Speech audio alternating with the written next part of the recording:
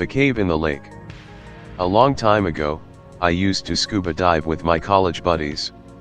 It was my passion. It made me feel like an intrepid explorer, charting the unknown and discovering the unseen. That was way before my daughter. Way before my ex-wife, too. Like so many things, I gave it up when the drive to start a family kicked in. After Penny was born, scuba was just a frivolity I had no right to focus on. And that was that. 12 years later, after the divorce, I started looking at the world like I had before it all went south. I could resume the activities and hobbies I'd abandoned. Scuba diving was at the top of the list. Once everything was finalized, I bought a house 2 states away from the one I'd shared with my wife and daughter. It was nothing special. It wasn't the house I cared about when I closed the deal on the property. It was what sat behind it, a lake. The lake behind the house is huge, not exactly Loch Ness, but nonetheless impressive.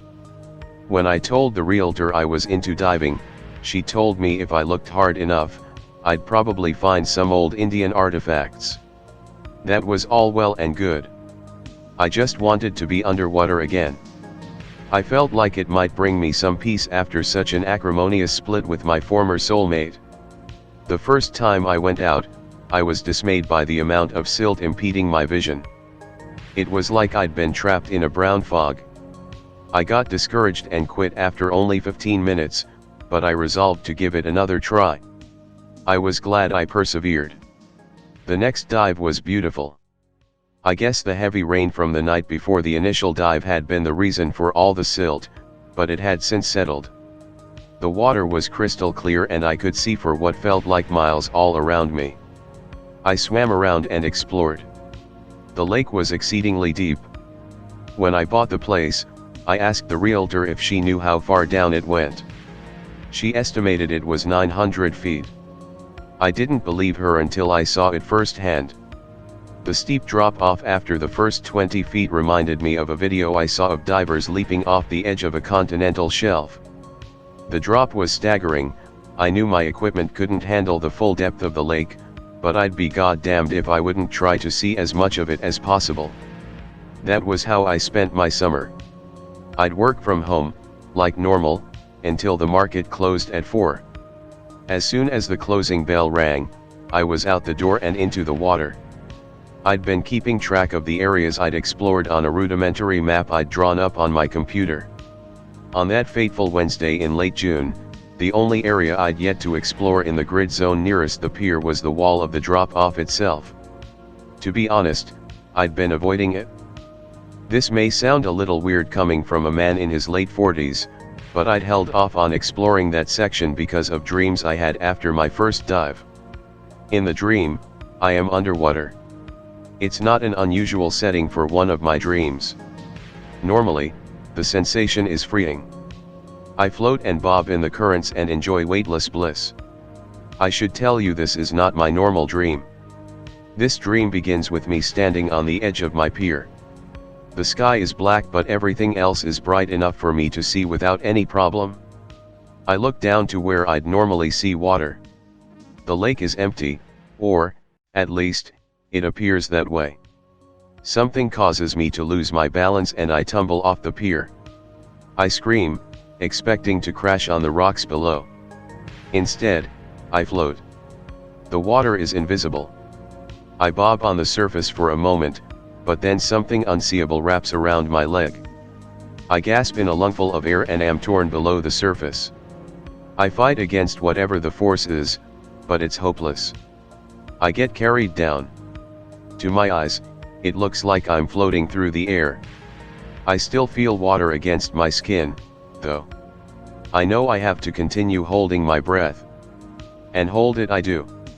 Helpless to return to the surface, part of my mind says to just wait until I can wake up gasping. My body is sucked down, over the edge of the shelf. A sheer wall of granite towers in front of me. After about 50 feet, the pulling stops. I float, motionless, in front of a massive hole in the rock. In the perfect clearness of the water, I can see the hole is a cave. It goes far into the rock, farther than I can see. I notice multiple tunnels in the sides and know those, too, branch. A feeling of dread enshrouds me. My lungs burn. I feel the pressure of 100 feet of water on top of me, squeezing my skull and threatening to perforate my ears. God, my ears hurt so badly. Wake up, I whisper to myself in the dream. Open your eyes. See me. A voice bursts from the mouth of the cave with a colossal surge of water pressure. The air explodes from my chest and my eyes bulge.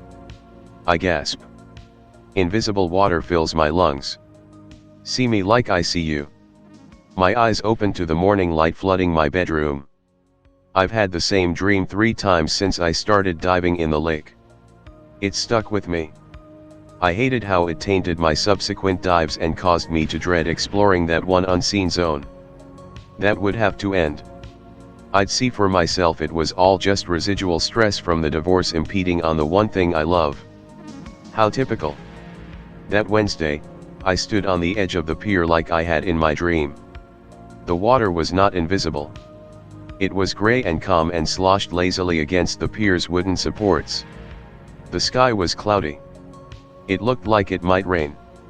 I've always enjoyed diving in the rain. Something about the water in the sky meeting the water of a sea or ocean or lake gave me a feeling of connectedness, as if I could swim all the way to the clouds if the rain were heavy enough. I checked the readout on my tank. It was full. I was planning on doing a 2-tank exploration before retiring to the lonely house and drinking my night away. Into the lake I went. A few feet below the surface, the visibility was low. Silt. I was instantly disappointed. It wasn't as bad as it had been that first time. I could still see maybe 20 feet in front of me. But it wasn't what I'd hoped. Part of me wished for the invisible clarity of the water in the dream. This was anything but. It made the prickles of dread I'd tried to ignore force themselves into my consciousness. I swam toward the edge of the underwater cliff. It was easy to locate. A Stygian abyss loomed ahead. I floated to the edge, crossed myself, and leapt off. The silt cleared quickly once I was on the other side of the muddy drop. I descended slowly, my hand never leaving the sheer wall of rock at my side. I checked the depth gauge. 40 feet. 50. At 65, a fissure developed in the granite wall. It widened as I sank further. I did my best to avoid connecting it to the memory of the cave in my dreams. 85 feet down, the fissure was a chasm. Glancing lower, I saw it widened more. Everything in me said to start kicking my feet and swim back to the surface and forget about this part of the lake. I had miles upon miles of lake I could be exploring. There was no need to see this particular spot. My body overrode the protestations of my mind. At 96 feet down, the mouth of a cave yawned before me. There was nothing I could do but stare with disbelief at the gaping hole in the rock. I had no reason to know of its existence. Dreams aren't prescience. They don't convey new information. I had never been here before. Never physically, my mind reminded me. I was helpless to ignore the message in that little reminder. No, I'd never been there physically. But I had been mentally. Somehow. Just go in, I thought. See what it's all about. The hatred I felt for myself for betraying my better intentions was profound. And I knew I'd obey that betrayal. Curiosity always won out with me. I aimed my body at the center of the cave and kicked. I switched on my headlamp. The ghostly beam illuminated the dim, lifeless walls. 100 feet in, I thought back to all the warnings I'd heard from diving instructors. Never explore an underwater cave on your own, they'd say. You will die. They emphasized will as if it were a foregone conclusion. Like the first person to discover a cave always died. Like it was the law. 200 feet in, I would have sworn the water was brighter. 300 feet in, I realized it really was brighter. Maybe brighter isn't the right word. Clearer, maybe. Becoming invisible, my mind interjected. 400 feet in, I couldn't deny it. The water was invisible. I looked back at the mouth of the cave. Its enormity was far less pronounced from that distance. I checked my air. I had a half-hour left. If I left in 10 minutes, I'd have to swim for 20 straight minutes. I'd be cutting it close. Maybe too close. I needed to leave right away. Don't go yet. Just a little deeper. More betrayal. My flippers pushed me ahead. The walls of the granite were pockmarked here. It appeared as if each hole was a separate branch, disappearing deeper into the cave. I imagined myself getting stuck in the narrow walls, struggling and screaming until my air bled away and I'd drown, never to be found. 500 feet into the porous confines of the cave, an expanse opened before me. I'd reached the top of a colossal chamber. Thanks to the invisibility of the water, even though it was dark, my light shone hundreds of feet down. It never reached the bottom.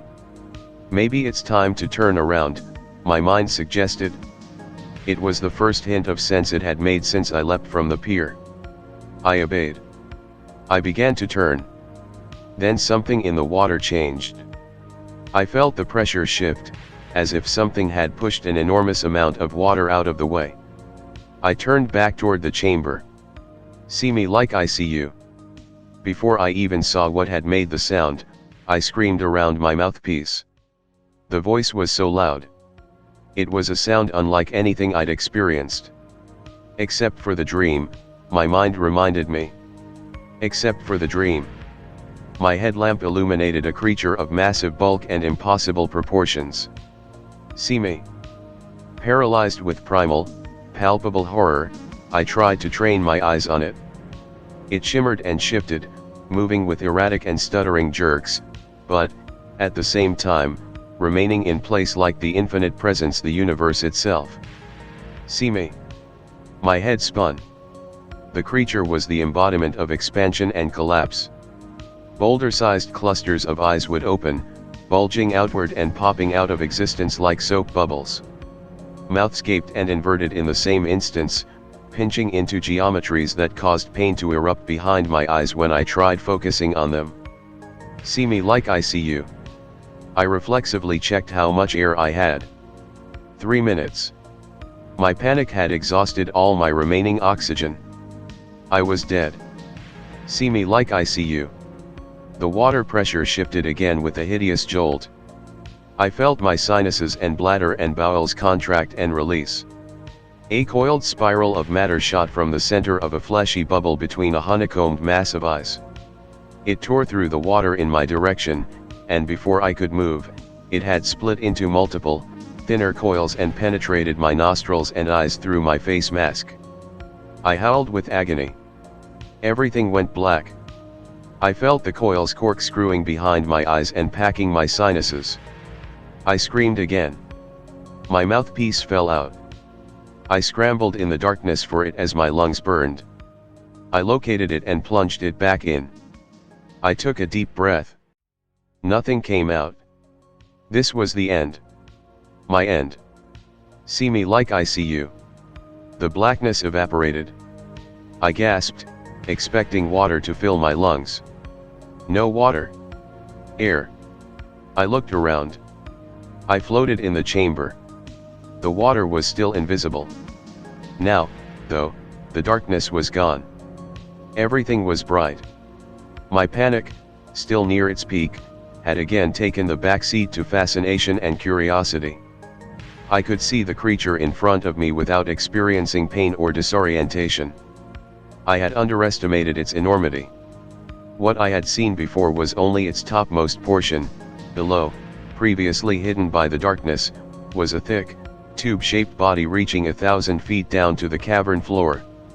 At its base were webbed appendages like veined leaves or fleshy wings. I tried to blink. My eyelids fluttered uselessly against the coils piercing my eyes. I felt them turning, drilling deeper and deeper into my head. Same with those in my nose, they coiled throughout my sinuses and chest. I assumed they were why I was able to breathe. See me like I see you. Impelled, I gazed at the creature. Its angles were foreign to me. It was as if it occupied physical dimensions I'd never before encountered, dimensions my brain wasn't wired to process. See me like I see you.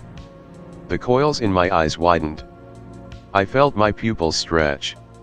The world dropped out beneath me. I stared at the creature against the backdrop of dense stars and glowing nebulae. Violet light illuminated us. It was even larger in this new setting, its bulk stretching beyond my line of sight. See with me. I observed the cosmos stretching before me. In the distance, I saw a planet with a yellow atmosphere. We travel. Before I could register the words, the view had changed. We hovered under a yellow sky. Geysers of mercury erupted below and showered us in a constellation of liquid metal. We travel. Light beyond light bathed my vision. It was a star. Before my coiled eyes, it burst in a supernova. Hard radiation that would have vaporized me a billion times over struck my body like a gentle caress. I began to weep. Please. I want more. We travel. I could tell by the change in pressure we were back in the cavern. The water was black and impenetrable. I could not see the beast looming ahead of me, although I could still feel its coils. What happened there? What are you? I want to go back. Please, I want to explore. God, I want to see it all. 2 for 1. What is 2 for 1? 2 of you to incorporate into me. Then you may travel. 2 of me. A light burst from the direction of the creature. The coils pulled me toward it. Its flesh split and I peered inside. It was filled with bones and carapaces and chitinous matter I couldn't recognize. They looked like parts from entirely disparate beings, all knit together by slabs of muscle and tendons to form the interior of the colossus before me. 2 for 1. A dull sense of realization bloomed within me. If I give you 2 people, you will show me how to explore like you do. Yes. 2 for 1. Okay, I whispered. 2 for 1. I felt the coils straighten as I was moved backward through the cave. I reached the mouth and swam upward, assisted by the gentle water currents. At the surface, I felt the coils retract from my eyes and sinuses. There was no pain. Only a sense of emptiness. I pulled myself to the shore and looked around. It was almost dark. I walked to the house and let myself in. I was exhausted. Ignoring the confusion and hunger I felt, I hauled myself into bed and slept. My dreams were of the stars. The next morning, I called Meg. I told her I wanted to reconcile. I said I wanted her and Penny and me to be a family again. It's been 8 months. Meg and Penny moved into the lake house with me after Christmas. From all outward appearances, we're a lucky family who triumphed over divorce and despair. Sometimes, I even believe it.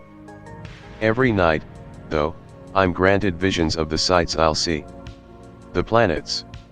The galaxies. I'm teased by glimpses of what lies outside the curvature of the universe, and everything beyond that, as well. Penny and Meg had their first scuba lessons on our trip to Jamaica in January. They loved it. Once the water warms up in the lake behind the house, I'll give them more lessons. We'll go deeper and deeper every time. I know they'll be amazed when they see the cave. As for what waits inside it, they'll learn, too, what I did. The difference is, I'll get to leave that cave while they'll become a very special part of it. What part, I can't say. But I'll be long gone by then. I'll be exploring the stars. All I have to do is fulfill my part of the bargain, 2 for 1. And I'm well on my way to doing just that.